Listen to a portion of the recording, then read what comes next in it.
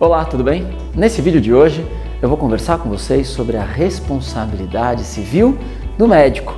Eu sou Oswaldo Simonelli, especialista em Direito Médico, e esse aqui é o nosso Direito Médico na Prática.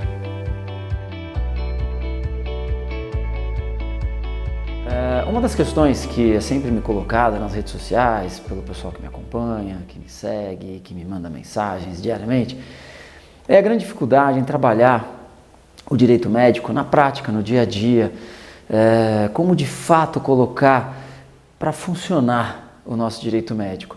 Então eu decidi iniciar essa série de vídeos, que é o Direito Médico na Prática, trazendo alguns temas mais relevantes e mais importantes e que pode ser fundamental na atuação diária de vocês. Para a gente começar o vídeo de hoje, eu vou falar sobre a responsabilidade civil do médico. Pois é, responsabilidade civil do médico não é nenhum bicho de 7 cabeças, não é nada tão complexo assim. Mas tem alguns detalhes, tem algumas nuances e é isso que eu vou tentar de alguma maneira traduzir para vocês através desse vídeo. Para começar, eu gosto de explicar que a responsabilidade ela é baseada, digamos assim, numa tríade.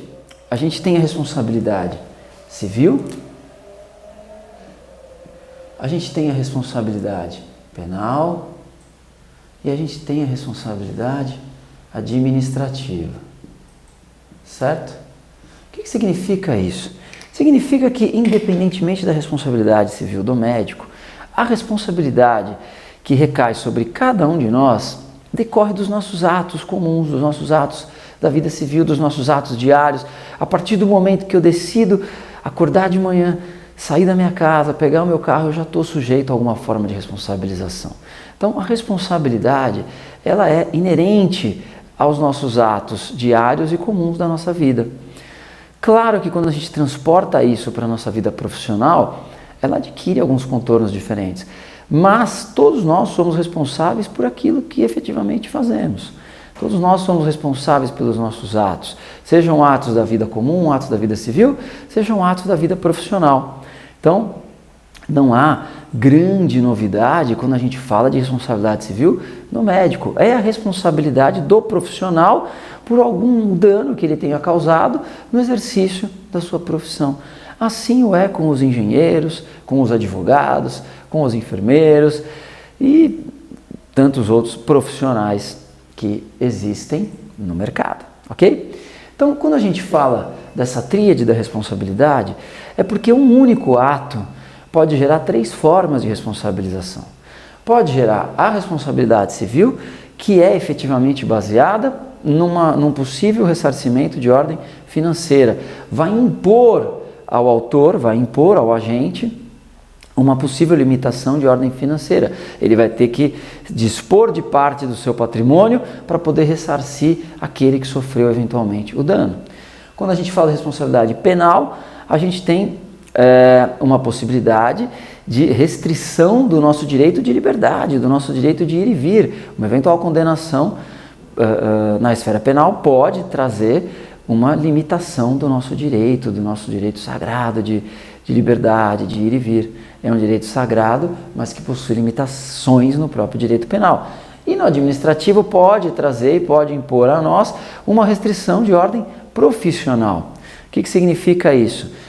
Quando a gente fala de responsabilidade administrativa, a gente pode pensar em algumas vertentes, em algumas possibilidades. A gente tem aqui dentro a responsabilidade ética, a gente tem a responsabilidade funcional. Então, se o profissional, por exemplo, é vinculado a algum serviço público, ele pode estar sujeito a um processo disciplinar administrativo que pode culminar até mesmo com a sua expulsão a bem do serviço público.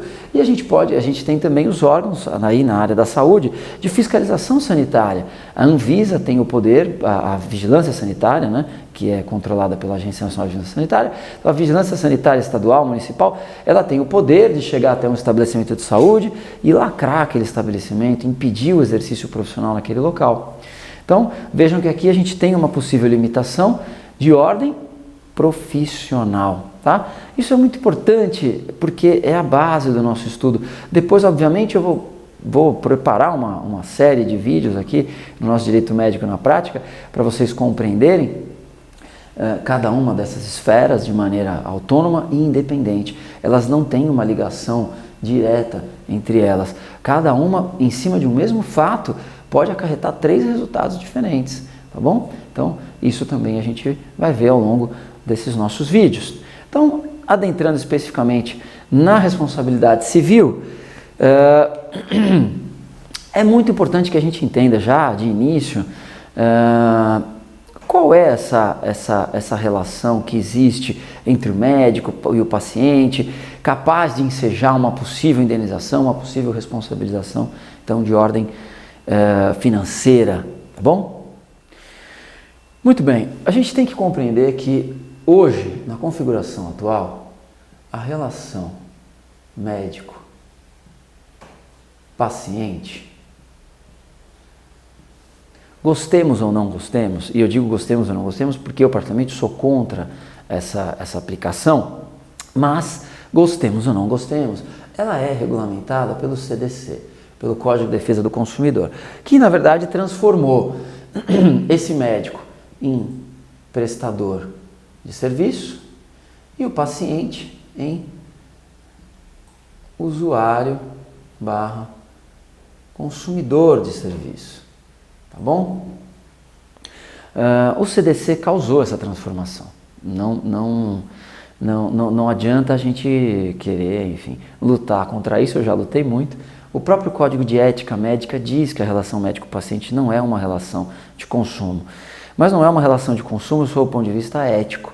Sob o ponto de vista das relações sociais, sim, ele é uma relação de consumo. Sob o ponto de vista das relações de direito, ele é uma relação de consumo. Sob o ponto de vista jurídico, legal, é uma relação, então, chamada de consumerista, certo? É uma relação consumerista que vai ser analisada sob a ótica do CDC. Tem algumas vantagens, tem algumas desvantagens, porque se não, vocês podem estar se perguntando, se não aplicar o CDC, o que aplicaria? Aplicaria o Código Civil, que é a base das relações humanas. Aliás, é interessante que o Código Civil... O Código Civil que vigorou por muito tempo no nosso país foi o Código Civil de 1916, certo? 1916. Ele vigorou até 2002, quando entrou o código que está em vigor. E é muito interessante porque a nossa cultura normativa era muito civilista.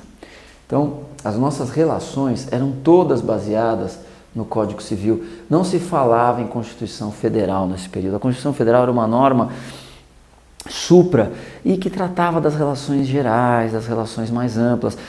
Tudo que se discutia era com base no Código Civil, as discussões judiciais eram com base no Código Civil. A gente vê que a partir de 88 e depois, com a entrada do Código de 2002, a gente passou a ter uma visão muito mais ampla, muito mais aberta nas relações sociais, principalmente no que se trata da prevalência do interesse público sobre o privado. O Código Civil de 16 era um código extremamente privado mesmo, particular, privatista e não publicista, né? Não era voltado às relações sociais de maneira ampla, eram as relações mais individuais, mais próximas. Então, houve uma quebra segundo com a entrada em vigor da Constituição de 88 e principalmente do Código Civil de 2002. Tá?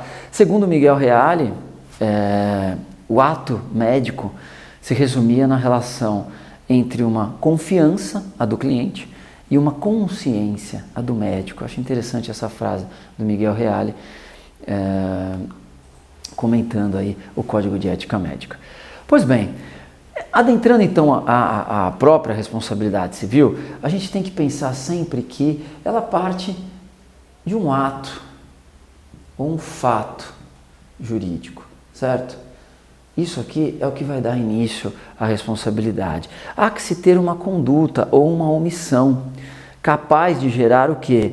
Um dano injusto sofrido pela vítima, um dano patrimonial ou extrapatrimonial. O que significa isso? Que a gente pode estar falando de dano financeiro ou de dano ainda que exclusivamente moral. Essa é outra questão interessante. O dano moral até então não era considerado como uma possibilidade de indenização autônoma. até poucos anos atrás. O Código Civil de 16 não tratava do dano moral, a Constituição até então não tratava de dano moral, e a jurisprudência foi construindo a ideia do dano moral, que veio de maneira definitiva pelo Código de 2002. Tá? E aí o Código de 2002 já prevê aquele que comete o dano, ainda que exclusivamente moral, certo? E aí você tem que estabelecer uma relação de causalidade entre esse ato ou fato com o dano causado. A gente tem que ter aqui o nexo causal. Porque se esse ato não tiver nada a ver com esse dano, eu não tenho como estabelecer uma conexão entre eles e aí eu não tenho como chegar à responsabilização de alguém, certo? Então, há que se existir esse nexo, tá, de causalidade. A gente tem duas formas de responsabilidade, que é a responsabilidade contratual, e essa é relativamente simples, porque ela deriva de uma quebra contratual. Então, ela pressupõe a existência prévia de um contrato estabelecido livremente entre paciente e profissional. A maioria das vezes de forma tácita, não é nem de forma escrita, e compreende as relações restritas ao âmbito da medicina privada, isso é, ao profissional que é livremente escolhido, contratado e pago pelo cliente, pelo paciente. Certo? Então, quando a gente fala de responsabilidade contratual, é isso. Há uma manifestação de vontade de ambas as partes para que se firme aquele contrato, ainda que de maneira tácita, ainda que ele não esteja escrito, não esteja reduzido a um termo contratual válido, certo? E a gente tem a responsabilidade extracontratual. E essa é a que acaba acontecendo na maioria das vezes. Por quê? Porque ela é derivada de uma relação espontânea. São circunstâncias da própria vida que colocam frente a frente médico e paciente, incumbindo, obviamente, ao médico o dever de prestar assistência médica. Então, aquele paciente que sai de casa, vai até um hospital, procura uma assistência médica e é atendido por aquele médico, não há um contrato firmado com aquele médico. Isso é uma relação extracontratual, são circunstâncias da vida que colocam as pessoas frente a frente. Claro que ali cada um tem uma obrigação. O paciente tem a obrigação de cumprir as determinações do médico se ele pretende chegar a um resultado melhor, a uma evolução boa do seu quadro, e o médico tem a obrigação de fazer o melhor para que aquele paciente fique bem, para que aquele paciente se restabeleça, se cure daquela patologia, tá certo? Então, a gente sabe que essa relação médico-paciente é absolutamente complexa, mas na grande maioria das vezes vai se estabelecer uma responsabilidade de caráter extracontratual, ok? Agora, uma das questões que é sempre colocada e é sempre muito debatida, principalmente pela aplicação do CDC, é a questão da carga probatória na responsabilidade civil. Como é que é distribuída essa carga probatória? Como é que é, na prática, colocada essa carga probatória? Pensando na responsabilidade contratual, certo? Então, o autor da ação, lesado pelo descumprimento, ele tem uma certa facilidade em comprovar isso em juízo. Ele tem que provar a existência do contrato, o fato do inadimplemento e o dano, com o nexo de causalidade. E aí, ao réu vai incumbir demonstrar que o dano decorreu de uma causa, por exemplo, estranha a ele, tá? São as excludentes de ilicitude, por exemplo. Então, quando é a responsabilidade contratual, a prova está em cima do próprio contrato e da quebra daquilo que foi estabelecido entre as partes. Então, firma-se um contrato de prestação de serviços médicos, esse contrato não é cumprido a contento, basta que se comprove a quebra contratual. Na responsabilidade extracontratual, ou também chamada de delitual, o autor da ação tem que provar a imprudência, a negligência ou a imperícia do causador do dano. São os elementos caracterizadores da culpa, isentando-se o réu de responder pela indenização se o autor não se desincumbir desse ônus. Ok? Então, a carga probatória, quando a gente fala de contratual e extracontratual, ela tem algumas diferenças muito grandes e fundamentais, né? Veja que na responsabilidade extracontratual, que é a grande maioria dos casos, há que se provar a existência do dano, né? Na prática, assim, isso só tem significado com a outra distinção que se faz entre obrigação de resultado e obrigação de meios, ok? Isso aqui é uma visão geralzona. Vamos entrar agora na responsabilidade civil, de fato, dentro do que o Código Civil prevê e como a gente faz para construir essa responsabilidade civil do médico dentro do que o Código Civil e, obviamente, o Código de Defesa do Consumidor. Pois bem, a caracterização, então, da necessidade de indenizar, da responsabilidade por indenizar, ela está prevista no Código Civil de 2002. Basicamente, quais são os dois artigos mais importantes? Claro, todos os artigos que tratam da responsabilidade do Código Civil são importantes, mas basicamente como é que a gente constrói essa responsabilidade civil? A gente constrói a partir do artigo 186 e do artigo 927, certo? O artigo 186 diz que aquele que, por ação ou omissão voluntária, certo? Então aqui a gente já tem a primeira característica do 186, ação ou omissão voluntária.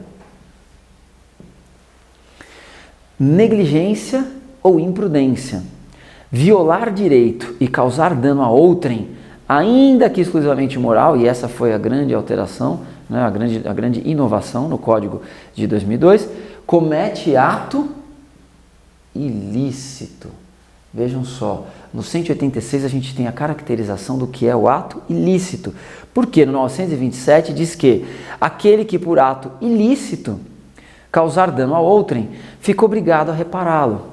E no parágrafo único diz que haverá obrigação de reparar o dano, independentemente de culpa, nos casos especificados em lei ou quando a atividade normalmente desenvolvida pelo autor implicar por sua natureza risco para os direitos de outrem. E aqui é que a gente traz um pequeno parênteses para falar com vocês, porque quando entrou esse parágrafo único, ele tira, na verdade, a responsabilidade, digamos assim, subjetiva, né?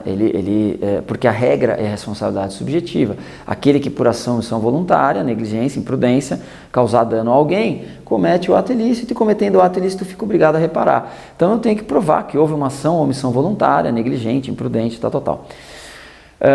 Aqui no 927, no parágrafo único, ele traz a possibilidade de responsabilidade direta, ou seja, independentemente de culpa. Quais hipóteses? 1. Quando a lei assim prever, certo? Ou 2. Quando a atividade, pela sua própria natureza, implicar risco para os direitos de outrem, certo? Então são duas hipóteses.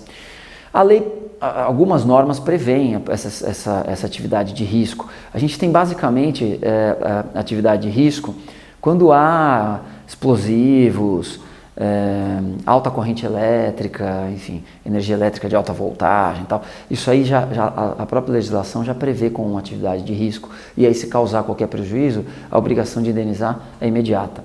Quando a gente fala da área da saúde, a primeira discussão que surgiu quando veio o Código de 2002 e essa novidade desse parágrafo único tratando da atividade de risco, foi justamente se a atividade médica caracterizaria ou não risco para os direitos de outrem. Isso teve uma discussão considerável até em termos de judiciário, enfim, e a forma como isso deveria ser tratado. A conclusão a que se chegou foi a que não é atividade médica por si só, até por ser baseada, lastreada, fundada numa obrigação de meios e não de resultado, não é ela que acarreta o risco para os direitos dos pacientes. Na verdade, o paciente doente é que está em situação de risco e o médico age, na verdade, para tentar tirá-lo dessa situação de risco. Então, a conclusão a que se chegou é que na atividade médica não aplicaria, então, essa segunda hipótese do parágrafo, já que a lei não prevê, não se aplicaria de forma alguma. Então, essa hipótese de responsabilização direta, certo? Haveria que se provar, então, a ação ou omissão voluntária, negligência ou imprudência, certo? Pois bem, isso está voltando, essa discussão está voltando principalmente por conta da medicina estética, da cirurgia plástica estética, da dermatologia estética. Eu também pretendo fazer algum vídeo específico sobre isso, para falar um pouquinho mais sobre a questão, de maneira mais profunda, sobre a questão estética para vocês. Mas o que importa para a gente agora é que, sim, por que isso está voltando? Porque quando você fala de cirurgia plástica estética, com todas as nuances que vocês já devem ter visto, se não viram, vão ver em outros vídeos que estão disponibilizados aqui, O que acontece é o seguinte, você tem um paciente que não está em situação de risco, que está fisicamente saudável, e você vai fazer uma intervenção, vai colocá-lo numa situação de risco e pode ser que cause um dano a ele. Então, o médico praticou aí de maneira absolutamente voluntária, né, um ato que causou um dano, colocando o paciente numa situação de risco. E aí não haveria essa margem de discussão a respeito da negligência, da imprudência, da imperícia. Aplicaria-se, vou falar bonito, aplicar-se-ia o artigo 27, parágrafo único do Código Civil, que são aquelas atividades que, por sua natureza, implicam em risco para os direitos de outrem. Essa ainda é uma discussão que está sendo construída e é interessante a gente ficar atento e discutir bastante sobre isso. Aí a gente sai do Código Civil, então, e vai para o nosso CDC, o Código de Defesa do Consumidor. O Código de Defesa do Consumidor traz no artigo 14, e aqui é o que mais nos interessa, tá? A questão da responsabilidade, do serviço defeituoso. É estranho tratar a relação médico-paciente como um serviço defeituoso, né? Como uma relação de consumo, mas é assim que a jurisprudência se firmou. Aliás, com quase todas as relações hoje, o CDC acaba sendo aplicável. Acho que a jurisprudência não trataria diferente essa questão ao aplicar o CDC para as relações médico-paciente. Pois bem, no artigo 14, então, do CDC, ele diz que o fornecedor de serviços responde, independentemente da existência de culpa, pela reparação dos danos causados aos consumidores por defeitos relativos à prestação dos serviços, bem como por informações insuficientes ou inadequadas sobre sua fruição e riscos. Ou seja, aqui é a chamada responsabilidade objetiva, que é aquela que o hospital está sujeito. A gente vai tratar também em outros vídeos sobre a responsabilidade do hospital. A ele se aplica o artigo 14 diretamente, porque ele é um fornecedor de serviços. No parágrafo 1º do artigo 14 diz o seguinte: o serviço é defeituoso quando não fornece a segurança que o consumidor dele pode esperar, levando-se em consideração as circunstâncias relevantes, entre as quais o modo de seu fornecimento, o resultado e os riscos que razoavelmente dele se esperam, a época em que foi fornecido. Parágrafo 2º. O serviço não é considerado defeituoso pela adoção de novas técnicas. E o parágrafo 3º, o fornecedor de serviços só não será responsabilizado quando provar que, tendo prestado o serviço, o defeito inexiste, a culpa exclusiva do consumidor ou de terceiro. Isso é uma excludente de ilicitude, é uma das excludentes. A gente tem várias excludentes e aqui eu acho que a gente não pode aplicar exclusivamente as excludentes do CDC, senão a gente só vai ter a culpa exclusiva do consumidor ou a culpa de terceiro, o que reduz demais as possibilidades de excludente de ilicitude. Há outras dentro do Código Civil que devem também ser aplicadas a essa relação, porque o CDC ele não afasta o Código Civil, eles são aplicados de maneira conjunta. Naquilo que o CDC não regulamenta, aplica-se o Código Civil, naquilo que o Código Civil não regulamenta, aplica-se o CDC, e eles têm que caminhar de maneira harmônica. Então não dá para entender que esse rol bem restrito do CDC exclui em absoluto as excludentes de ilicitude do Código Civil. E aí o que nos interessa aqui é o parágrafo 4º, que diz que a responsabilidade pessoal dos profissionais liberais será apurada mediante verificação de culpa. Ou seja, ele traz aqui a chamada responsabilidade subjetiva. Responsabilidade subjetiva em que eu tenho que demonstrar, então, a existência de culpa. O que significa isso? Eu tenho que provar que esse ato, lembrem-se daquele quadrinho no início, aquele ato que gerou um dano, que existe aqui o nexo de causalidade, certo? Foi derivado de uma eventual imprudência, negligência ou imperícia do profissional. Ok? Por quê? Porque ele não responde de maneira objetiva, ele não responde de maneira direta pelos danos causados. Se não houve a caracterização da culpa, eu volto lá no 186 do Código Civil e digo, não houve então o ato ilícito e, portanto, não houve a obrigação de indenizar, certo? Muito bem. Então, quando a gente trata da responsabilidade civil, é importante a gente traçar uma linha em que a gente vai ter o ato, certo? A gente vai ter, na outra ponta, o dano. A gente vai ter aqui o nexo de causalidade entre o ato e o dano, certo? Só que aqui eu vou ter que comprovar a culpa, certo? Para poder gerar o dever de indenizar, tá certo? Então, eu tenho na responsabilidade subjetiva, que é o que nós estamos tratando agora, tá? Exatamente essa característica aqui do ato, nexo de causalidade com relação ao dano. O nexo de causalidade, como é que eu provo? Através da existência da imprudência, da negligência ou da imperícia, e aí sim, se eu conseguir fazer essa prova, eu vou ter o dever de indenizar. Aqui, na verdade, qual é a prova principal? O que a gente trabalha principalmente com relação a isso? Nesses casos específicos, a gente está falando da relação médico-paciente. O principal documento aqui é o prontuário médico. Tá? Esse é o elemento principal de prova. E quando a gente fala de aplicação do CDC, a gente vai ter uma característica muito específica,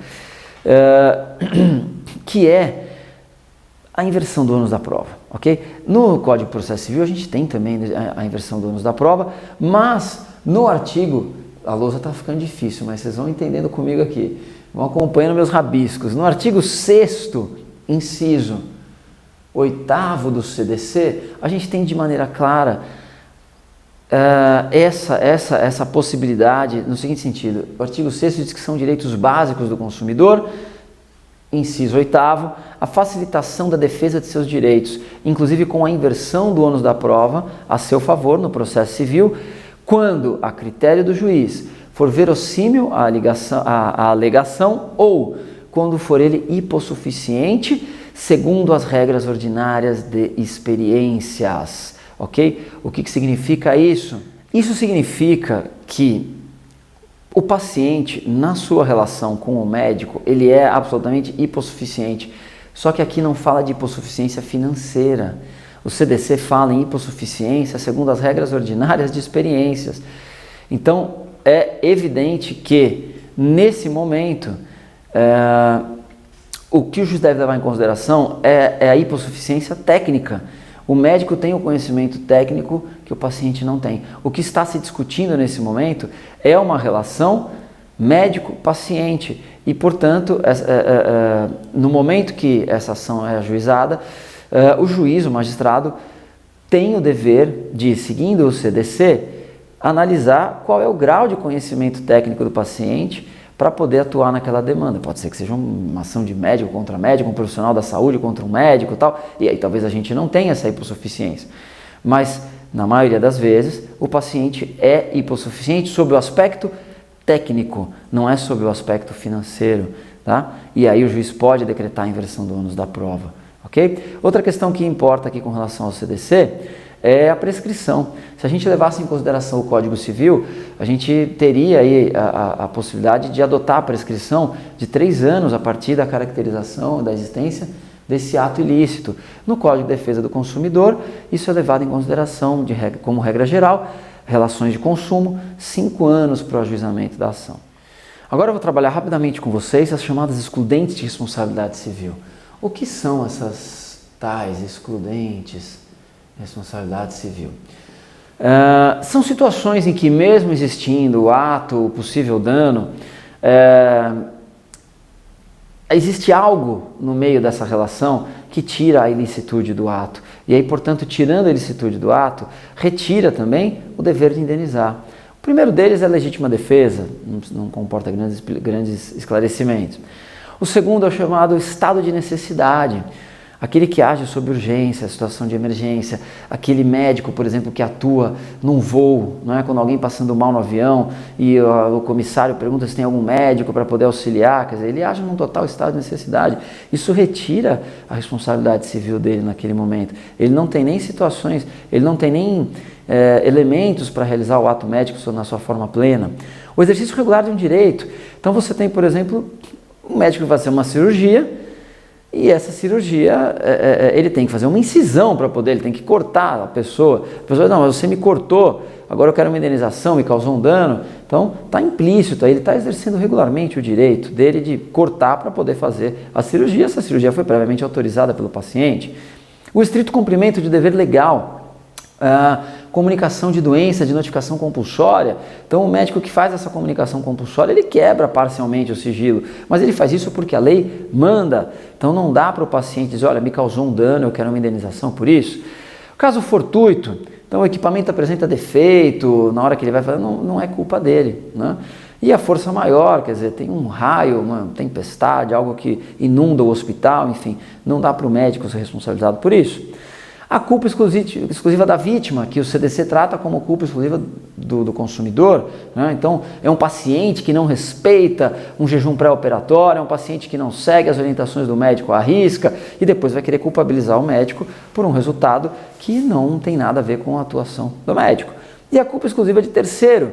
Então, o médico faz a prescrição, o paciente vai comprar a medicação e o farmacêutico fornece a medicação errada para o paciente. Okay? Então aí o farmacêutico é que vai responder por isso. A base é a receita médica, desde que ela esteja obviamente legível, né? Não pode o médico ter induzido o farmacêutico em erro. Então, se o farmacêutico, lendo a receita, fornece a medicação errada, houve um terceiro aí que acabou atuando para causar esse dano, certo? O que eu quero trabalhar com vocês agora, a gente já está chegando ao final, né, ao final do nosso vídeo aqui, no Direito Médico na Prática, é justamente tentar trabalhar com vocês algum caso prático, ver como é que a gente pode, então, analisar uma situação específica para que vocês possam pensar como é que isso funciona no dia a dia, certo? Eu vou pegar aqui alguma decisão judicial, algo que já passou, que já aconteceu, tal, e ver como é que a gente pode trabalhar de maneira rápida. Então, vamos lá. Situação. Pegar uma situação relativamente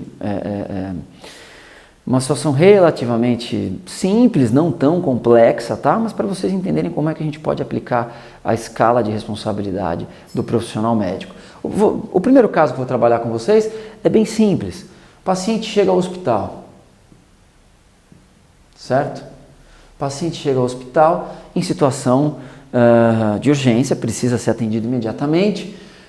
O hospital está numa situação não muito boa, todos os plantonistas estão em atendimento, certo? Esse paciente fica por alguns momentos agonizando numa maca, certo? E vem a óbito, morre. Tá? Como é que a gente trabalha a questão da responsabilidade civil aqui? Eu tenho de fato uma omissão, certo? Voluntária. Calma que nós vamos chegar lá ainda, hein? Não fiquem ansiosos. Já devem falar, mas o plantonista tal. Calma, muita calma. Eu tenho uma possível omissão voluntária, certo? Que causou um óbito, ou seja, causou um dano, certo? E eu preciso entender como é que eu crio o nexo de causalidade entre essa omissão voluntária, o óbito, para concluir se alguém tem o dever de indenizar, tá? Primeira etapa, eu costumo dizer o seguinte, façam a reconstrução dos fatos a partir do final. Comecem do óbito, tá? Esse óbito ocorreu por que razão? Ele estava tendo uma parada cardíaca, certo? Ele estava tendo uma parada cardíaca, volta um pouquinho. Ele chega até o hospital, ele chega a um atendimento médico, ele consegue chegar a um possível local de atendimento médico, tá? Esse óbito era evitável? Era possível evitar esse óbito se tivesse tido o atendimento no tempo necessário? Provavelmente, sim. As chances é de que, sim, poderia ter sido evitado esse óbito. Se poderia ter sido evitado esse óbito, então eu tenho um responsável por isso. Vamos buscar quem é o responsável. No momento da chegada dele, todos os plantonistas estavam em atendimento. Eu consigo responsabilizar algum plantonista por não ter atendido, por uma eventual omissão desses plantonistas no atendimento? Não consigo. Todos eles estavam fazendo as suas tarefas. Então, quem foi o possível causador desse óbito? Foi o hospital, porque o hospital não disponibilizou os meios necessários para atendimento desse paciente. Teria que ter mais plantonistas, ou teria que tentar ser feita a remoção desse paciente de maneira rápida para outro local. Ele não poderia ter ficado ali agonizando sem que ninguém verificasse o que de fato estava acontecendo com ele. Isso é uma análise simples, só para a gente entender como é a responsabilidade, como é o quadro da responsabilidade civil. Agora eu vou pegar um outro caso para vocês, um pouquinho mais complexo. Então, paciente chega num hospital, certo? Numa Santa Casa do interior, uma Santa Casa pequena, uma cidade pequena, e ela chega, ela tá já muito próximo do parto ocorrer, já está próxima, né, do momento do parto. Ela chega com algumas dores abdominais ao hospital por volta das 21 horas da noite, né? 21 horas, só pode ser da noite, né? 21 horas. E aí o que acontece? Ela chega com algumas dores, esse hospital tem um ginecologista obstetra de plantão, ele faz uma avaliação, diz, olha, não é o momento ainda, fica tranquila, volta para sua casa, é tudo muito próximo, né?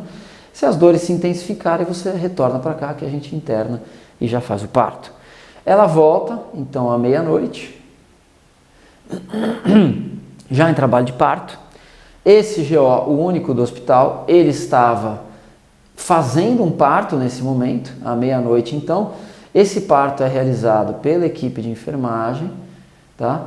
Infelizmente, as manobras que foram feitas não foram as mais corretas, e aí há o óbito do feto, ok? Ele acaba morrendo. Então, nesse caso específico, houve o ajuizamento da ação contra o hospital e o médico, tá? Vamos levar em consideração aqui que essa primeira análise dele estava correta, tá? Porque de fato no caso concreto estava, ele não teve, naquele momento não era necessário ainda na entrada, na internação dessa paciente. Aqui a gente tem as duas análises para fazer. Eu não vou entrar especificamente na análise do hospital, na objetiva, porque a gente não viu ainda, mas a conduta do médico. Ele fez o primeiro atendimento, ele deu esse primeiro diagnóstico, pediu que ela retornasse mais tarde, ela retornou mais tarde. Infelizmente aqui, ele estava fazendo um outro procedimento. Não é muito diferente da situação anterior, em que os plantonistas estavam todos em atendimento, exceto pelo fato de que aqui ele já tinha feito já tinha tido um primeiro contato com essa paciente. O fato é que esse médico, e aí vamos para o caso concreto, ele foi condenado em primeira instância, houve a condenação dele por danos morais e danos materiais, junto com o hospital, certo? Os dois foram condenados solidariamente. No Tribunal de Justiça estadual houve a confirmação dessa condenação, e aí no STJ o médico conseguiu ser isentado de responsabilidade na medida em que, no caso concreto aqui, e aí é interessante porque o STJ nunca pode entrar nos fatos, não sei o quê, mas quando ele quer, ele entra. E nesse caso houve então a exclusão da responsabilidade do médico, na medida em que ele estava num atendimento já, ele não poderia fazer essa opção entre qual atendimento prestar, qual atendimento ele deveria priorizar, ele já estava no momento de fazendo um parto, e acabou sendo então retirada a sua responsabilidade e mantida apenas a do hospital, em razão da estrutura não suficiente para atender duas gestantes. Deveria ter um plantonista, por exemplo, à distância, que pudesse ser chamado de maneira emergencial, né? Um plantonista em sobreaviso, que a gente fala, ou até o presencial, se tiver volume suficiente para isso, tá bom? Muito bem, esse aqui é o nosso direito médico na prática. Espero que vocês tenham gostado, um aulão aqui sobre responsabilidade civil. A ideia é que eu traga para vocês nos próximos capítulos, nos próximos episódios, nos próximos vídeos, mais situações com explicações técnicas e alguma coisa mais concreta para vocês tentarem visualizar como isso ocorre na prática, tá bom? Muito obrigado, deixa aqui o seu like, deixa o seu comentário e eu vejo vocês nos próximos vídeos. Muito obrigado, valeu!